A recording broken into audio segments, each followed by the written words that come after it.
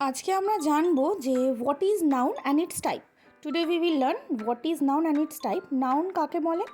যে কোনো কিছুর নাম, সেটা মানুষের নাম হোক, পশুর নাম হোক, পাখির নাম হোক, জায়গার নাম হোক, সেটা কোনো নাম বোঝালেই সেটাকে আমি ইংলিশে নাউন বলবো। Actually noun is a naming word.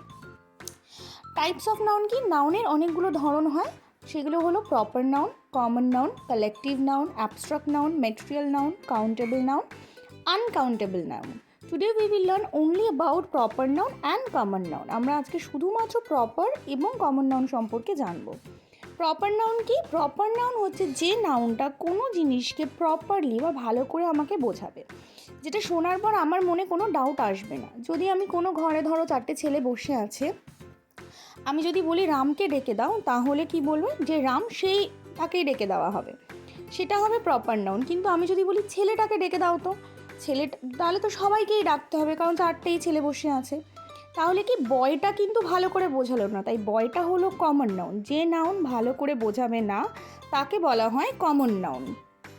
Next দিন আমরা বাকি নাউনগুলো সম্পর্কে জানবো।